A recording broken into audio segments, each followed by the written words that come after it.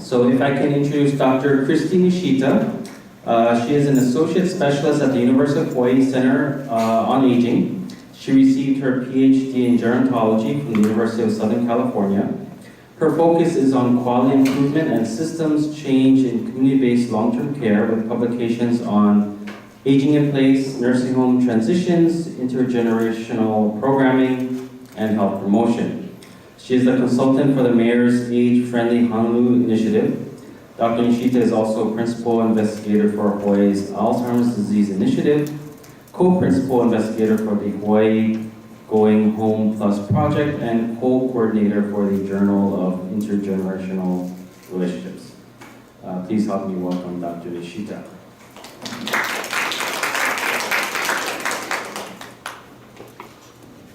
Thank you so much for the warm introduction. I'm very happy to be here today to talk with you about some of the work that we're doing in Hawaii related to improving dementia programs and services. So the Center on Aging, we're on the Manoa campus. We're within the School of Social Work.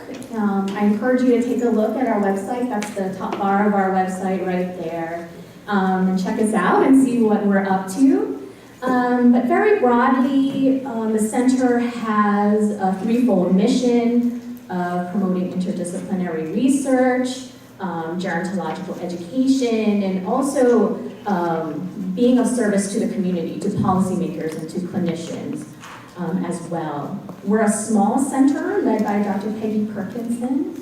And, but we're very fortunate, even though we're small, to have wonderful faculty affiliates from other departments like social work, public health, and even in geriatric medicine.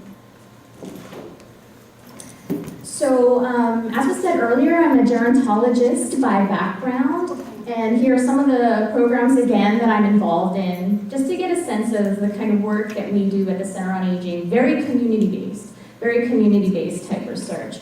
So the Hawaii Alzheimer's Disease Initiative, I'll talk about that today, so I won't go through that in any detail. I also work on the Age-Friendly Honolulu Initiative that's championed by our mayor, as well as AARP Hawaii.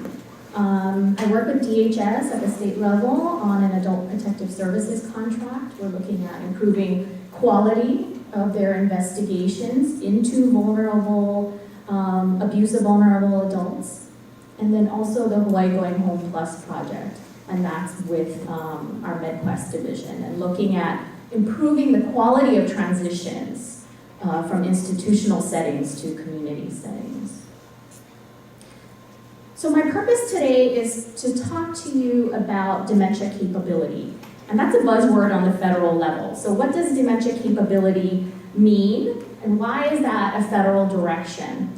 So I'll talk about that, and then go into what we're doing in Hawaii, specifically on the programmatic and systems level to be dementia capable, and then finally go into what we're doing to become more dementia friendly. So I hope throughout this presentation, even though I'm talking more at the programmatic and systems level, that you'll see some connection to the work that you're doing every day with your clients and with your patients, and some things resonate with you as I go through this.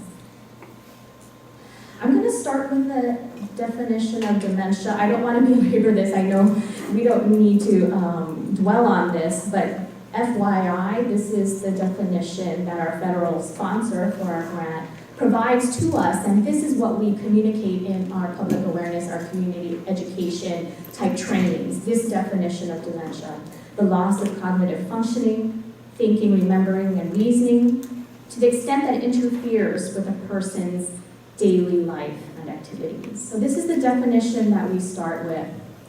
And as I mentioned, there's a federal policy direction towards states becoming dementia capable, and I'll go into detail about what that means.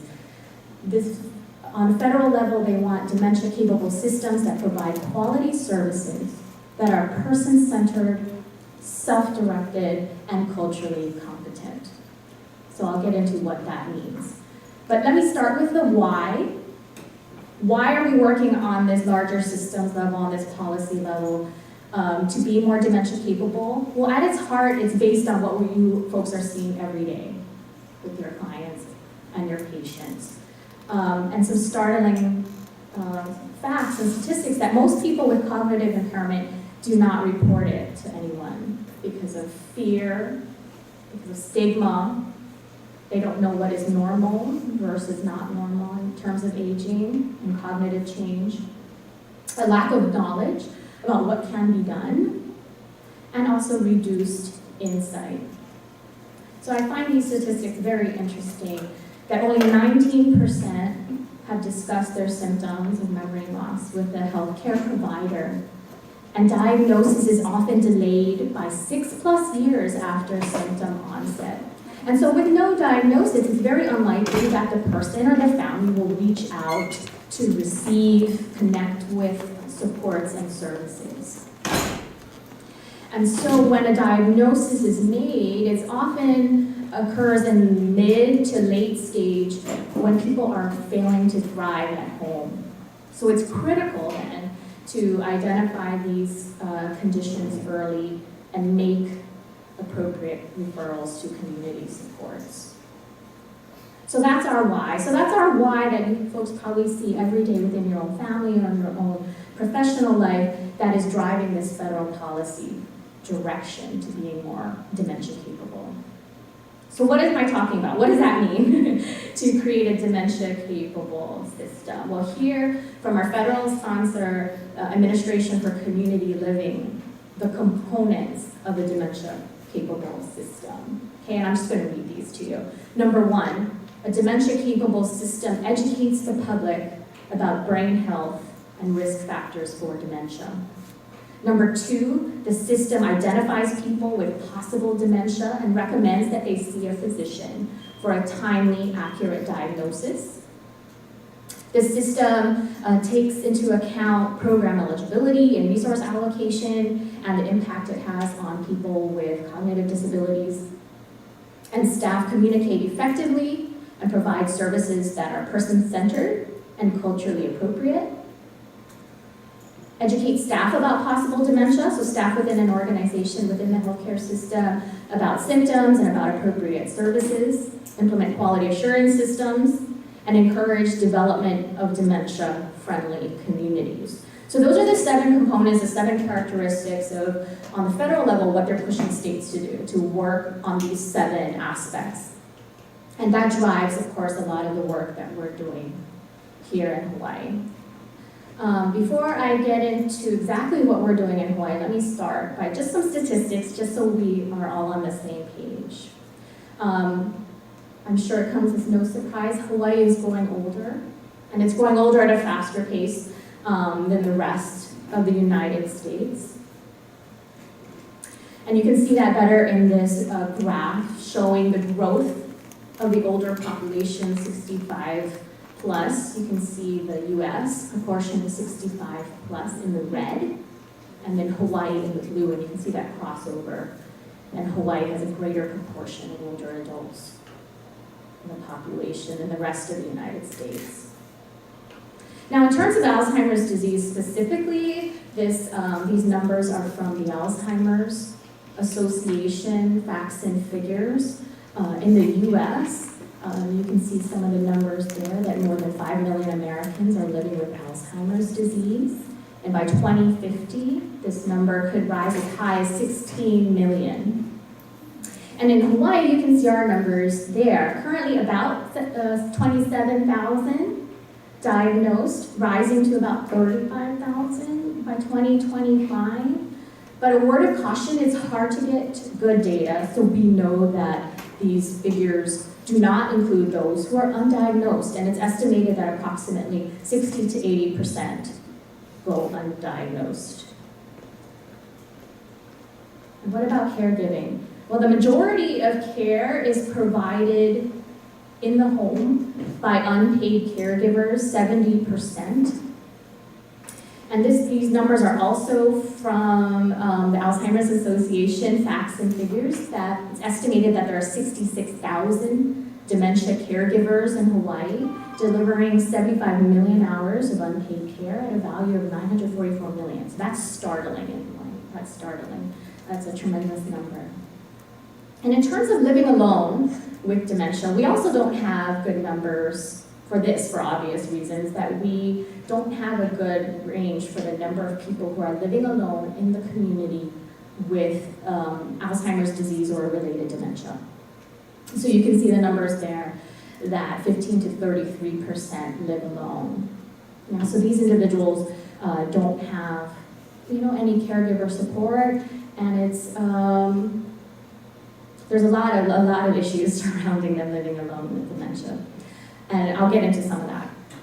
And so because the majority of people are living in their home, in their community, with Alzheimer's disease or a related dementia, our focus is on that target group, that community dwelling target group.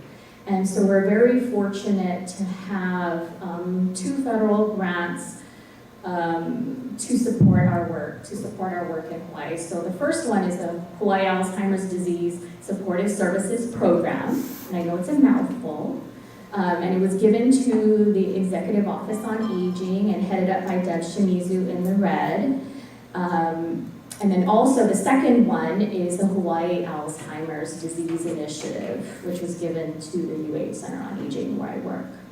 And we're very fortunate, again, as I mentioned before, to have great collaborators, including folks in the room from geriatric medicine who have been wonderful partners throughout our efforts. So none of this could be done without them. So our Hawaii dementia goal, is to create systems change. And it's very much aligned with the federal direction, to support those with memory loss or dementia and their caregivers receive person-centered, coordinated care, and ensure that these individuals are engaged in the larger community. So I'm going to talk about 3 specific things we're doing. Number 1, I'll start by talking about creating dementia-capable public agencies. Number 2, creating new memory care resources in the community. And then lastly, get into the dementia-friendly community. Okay, so number 1, Hawaii's No Wrong Door Network. So the Hawaii Executive Office on Aging is leading a statewide effort to create this No Wrong Door Network. Okay, and the idea behind No Wrong Door is to create a more coordinated system between public agencies that oversee public LTSS. And LTSS is long-term services and supports. So you can see the doors over there, the agencies that make up those doors. You can see acronyms there. So there's the Developmental Disabilities Division, Adult Mental Health Division, MQD is MedQuest, Voc Rehab, Veterans Health Administration, the area agencies on aging, which operate at Aging and Disability Resource Center, and the Centers for Independent Living. Yeah, so a lot of state and public agencies involved. And the idea is, no matter what door the person walks through, they get a streamlined access to public LTSS programs. Yeah, that's the goal. And they get support in a very person-centered approach. That's the care and support is tailored around the individual. So again, this is being championed by the Executive Office on Aging, but the Center on Aging is working with them through a contract.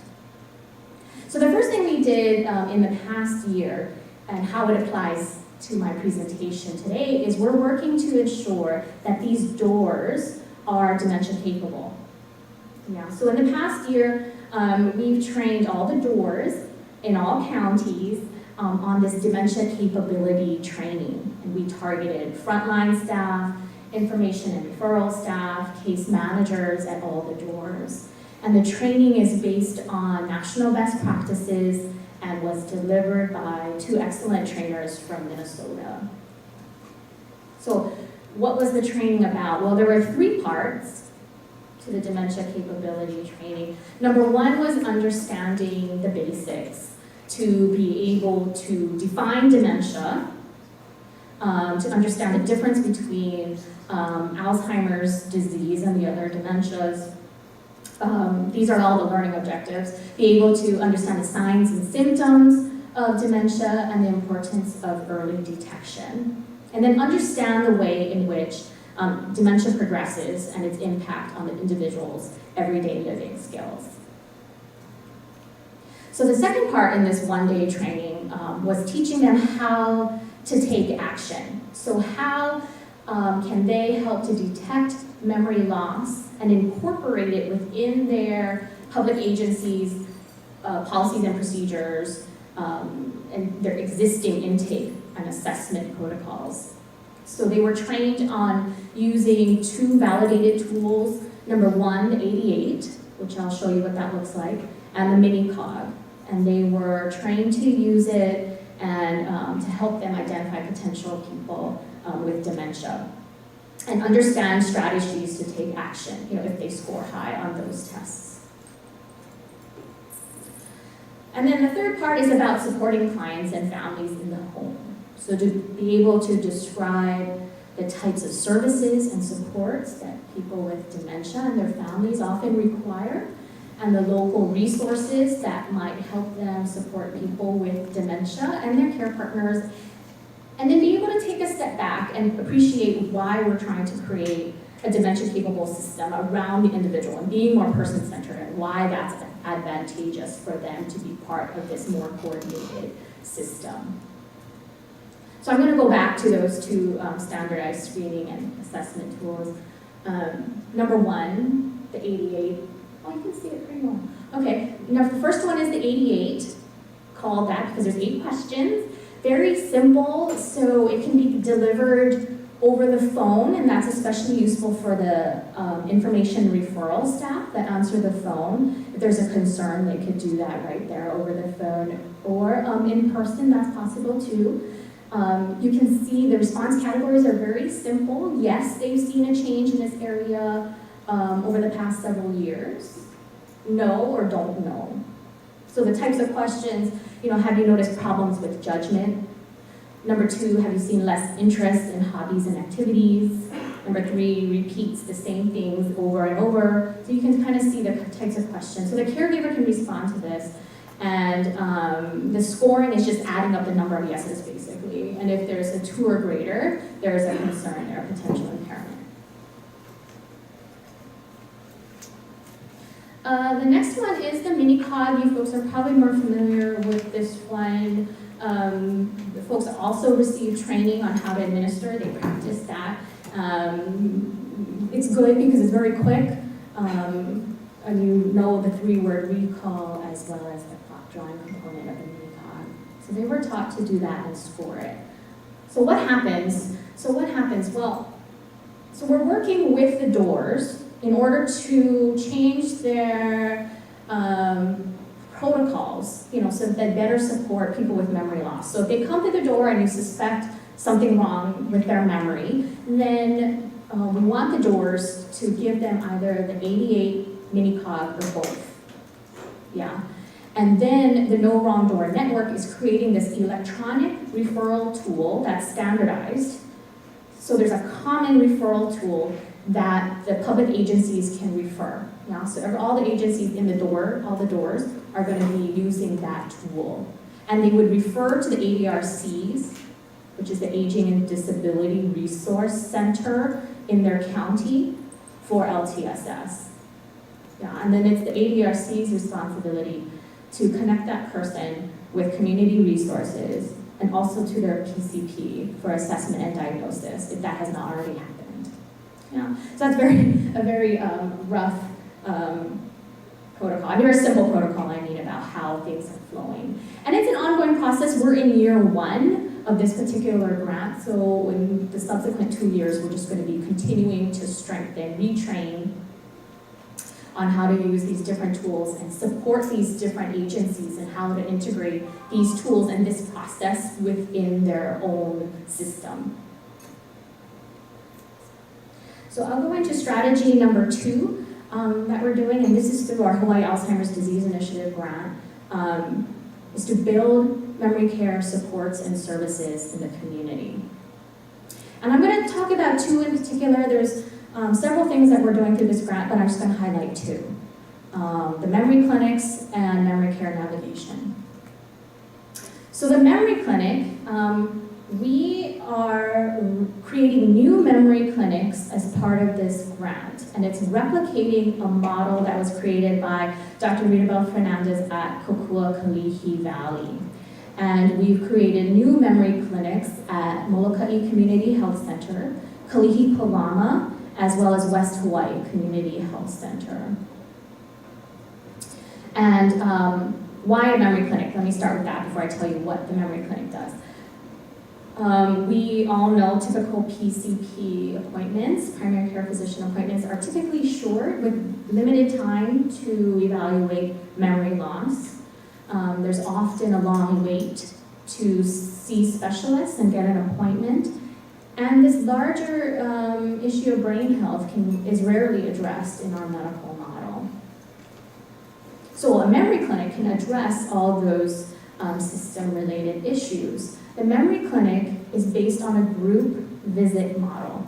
It's held once a month, half a day, and a group of patients and caregivers come in the morning and they receive coordinated interdisciplinary care. They rotate through different stations. And you can see some of the stations there. They can see a geriatrician, a psychiatrist, or other behavioral health specialist, legal person, dietitian, and receive some caregiver education. Usually as a group, they get some caregiver education. And usually the clinic ends with a brain healthy lunch, which is very nice. So they learn, what are brain healthy foods. Okay, switching gears. I know that was really fast, but we can talk about the memory clinic more if you have questions at the end. I'm moving on to the second service that we've created through our Hawaii Alzheimer's Disease Initiative, and that is memory care navigation. So we've trained public health nurses and social workers and some volunteers to be memory care navigators. And again, it was based on some national models of care coordination and navigation. We adapted it to here. And the core of what these navigators do are educate, support, connect. Educate, support, connect. So you can see, in terms of education, they provide person-centered, culturally appropriate education. In terms of support, they provide that caring presence and empower patients and family to make good decisions and connect them to community services. That's the third thing.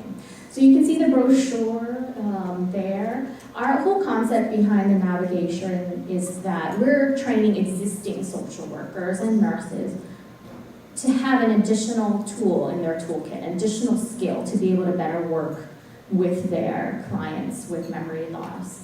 And the public health nurses have been a true champion through this. I want to thank Carrie in the back, a wonderful public health nurse who's really been pushing for this to be an available service. So you can refer to them, right, on the referral form and write on it, concern about memory loss or memory care navigation that you're requesting. And so that is available to refer to the public health nurses for that. In order to support the navigators and help to maintain fidelity to the memory care navigator model, we created this navigator roadmap. And again, it's based on national best practice from similar tools available at the Act on Alzheimer's website. This is 2 pages out of 4 or 5, but you can see on the left side, it's just an algorithm. It's probably blurry, but the idea is just an algorithm to walk the person through. If there's a memory concern and the person's willing to be screened, it's recommended that you do the mini-cog. And then depending on that mini-cog score, what to do next, and what kind of services to refer the person to. So that's just an algorithm to help them remember post-training, what the navigator is supposed to do. And then on the right side, just some tips and strategies for them to keep in mind when they interact with persons with dementia, some do's and don'ts with regards to communication. And then also on the bottom right, some red flags, some potential things that might come up during your visit and what to do if you do encounter them. So it's green, yellow, orange, and red zone is the most serious at the bottom. And you can see if there's some sort of safety risk, fraud, or neglect that you would refer to APS or call 911. Just some current numbers about who we've served so far. We're in the third year of working on this navigator model. So we've served 256 people in total. 58% are 80 plus. About half are women, 21% live alone. And the average number of hours spent per client, about 7 hours. And we ask our navigators to report back to us monthly who they've seen, what their demographics are, and what kind of things they talk about, during those navigator sessions. And so this very busy bar graph just lists all the different components that we ask the navigator to cover over their interaction with the client. So you can see in descending order what those are, and not surprisingly, the most is referral and linkages to services, which is not surprising because they're navigators. So that's what they're doing most of the time, is referring their client to services. And then also providing dementia education to the caregiver, dementia education to the client itself. Other functions that they do assist with making doctor's appointments. We also train the navigators, I should add, about discussing advanced healthcare directives with their clients. So that is done about 40% of the time. Assist with med management, provide culturally appropriate resources, and make hospice referrals, and then the least amount of time, language interpretation. So they do that if the person does not speak English well. Okay, strategy number 3. I'm going to transition now into dementia-friendly community building. And the idea here is that in order to support a person with dementia, I want us to reach beyond the healthcare realm and think about what it takes to create a dementia-friendly community. So recently we launched an initiative called Dementia Friends Hawaii, and I'll get into what that means. So what is Dementia Friends? Well, Dementia Friends is a program, it's an initiative that helps to create an inclusive community where people living with dementia are supported to live a good quality of life. Okay, so that's what we're defining a dementia friend is. And at its heart, the Dementia Friends curriculum is pretty basic, right? Dementia Friends is teaching people in the community, right? That's what we're trying to do, raising public awareness. And we're teaching people about dementia basics to build awareness. We're going through some quick exercises to build empathy. So we're doing some quick exercises about some of the challenges that might come up when we try to communicate with a person with dementia, or try to accomplish some daily tasks like bathing or toileting. And then at the end of this session, which is only an hour, they take a pledge to become a dementia friend and take action. Yeah, so Dementia Friends is a very simple educational, informational session that we deliver in the community. But the innovation and what I like about Dementia Friends is who we're reaching. Okay, again, we're reaching outside the normal healthcare realm through Dementia Friends. Okay, and so in this graphic, you can see in the yellow clouds the different sectors that create a dementia-friendly community, right? So you can see the usual suspects, the top cloud, the healthcare settings, the residential settings. But if you go down to the left, you can start to see businesses that could have more informed and trained employees, and environments that support their customers who are older or who have memory loss or dementia.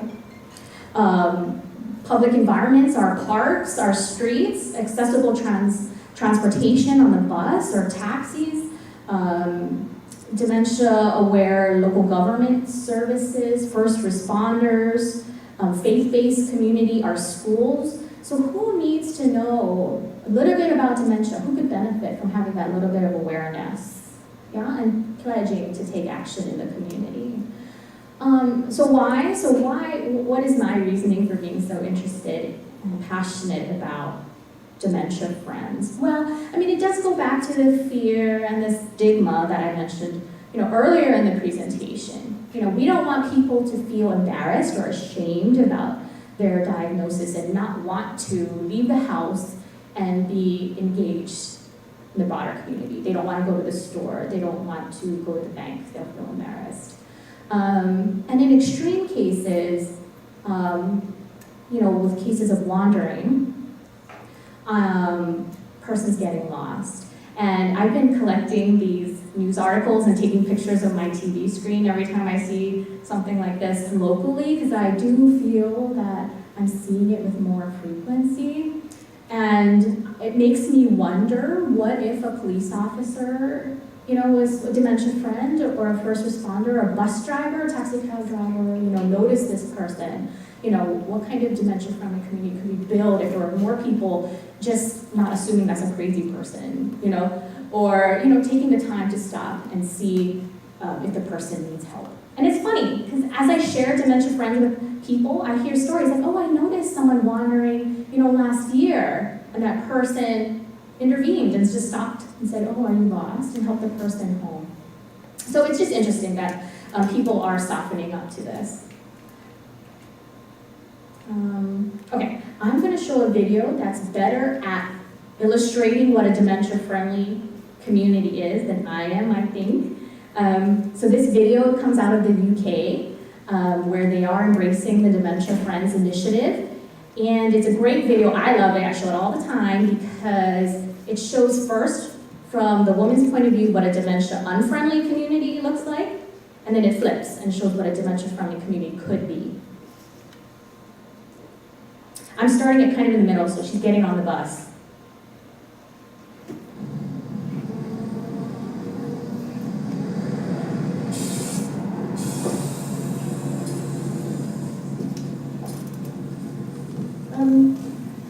What? I've forgotten. Should I? Just go sit down. Just go sit down. Yeah. Right.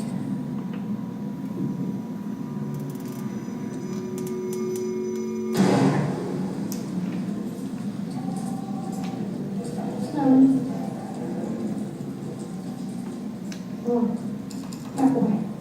I do what? I do it.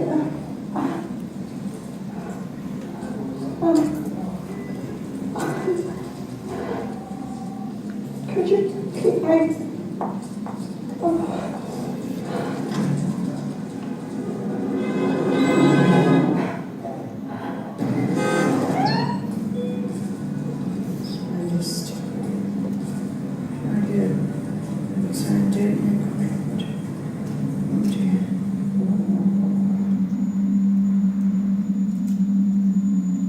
Chicken cheese.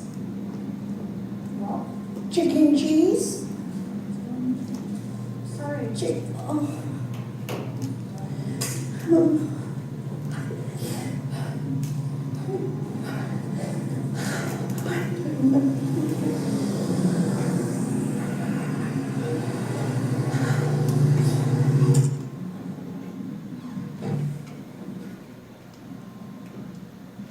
People with dementia have experiences like this every day.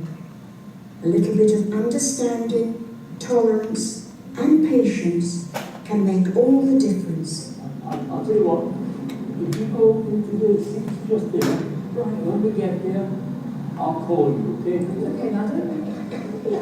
Get on. Let me help you. This way. Thank you. Can I look at that list? Yes. Chicken and cheese. Oh, Let's go this way. thank you. Find out how to become dementia friendly. Contact Alzheimer's Society. So that's from the UK. I really like that video. I think it drives the point home. In terms of, what we're trying to achieve as a dementia-friendly community. Okay. Yeah. All right, yeah, so you can see, did you like that video? It was very interesting. So, I mean, you can see the potential sectors that we could target with this public education Dementia Friends curriculum, the different sectors within the community that could potentially benefit. This is a global movement, which is very interesting. Dementia Friends is global. It has its roots in Japan, but the actual Dementia Friends name started in the UK, and 12 million Dementia Friends globally right now, and everyone from business owners to first responders, students to Boy Scouts to retirees have all been trained. And it's indeed global and growing. I think this is an older map. I think there's more countries in Africa, which is very interesting, that have been adopting this Dementia Friends initiative. So within the US, there's a Dementia Friends USA, and they're encouraging states to get a license. So Hawaii is like one of the first 13 or so states to adopt Dementia Friends. And so how we started, we had a Dementia Friends training at Kahalanui back in January, so relatively new in our efforts. Dementia Friends is a train-the-trainer model, so we were training champions, and you can see all the champions that were trained, and they are now technically able to provide sessions, in the community to different businesses and volunteer organizations, Alliance Club that they happen to be connected to. And this is a collaborative effort. I should mention, even though I'm with UH at the Hawaii Alzheimer's Disease Initiative, I kind of put all the different groups together, including Age Friendly Honolulu and the state ADRD, Aging and Alzheimer's Disease and Related Dementia Task Force. Too many acronyms today. And to date, that original training had 40 champions, 7 sessions so far targeting different organizations and businesses, 95 Dementia Friends. And I should say, this is an example of one session that I did very early on at a local school with different high school students. And it worked out really well, actually. I was really happy. The students got it right away. And in the UK, they are strong champions of educating youth about dementia and about aging.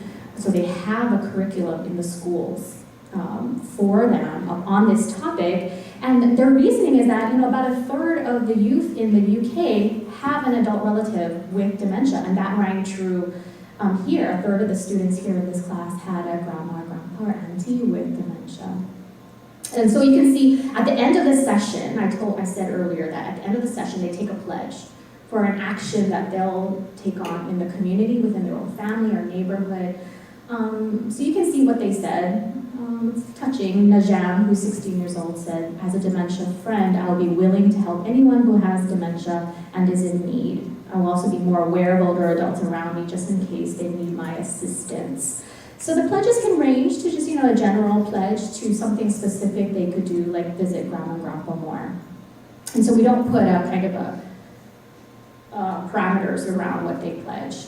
So for us, next steps, we've had these Dementia Friends sessions at, in the schools, different volunteer organizations, church groups.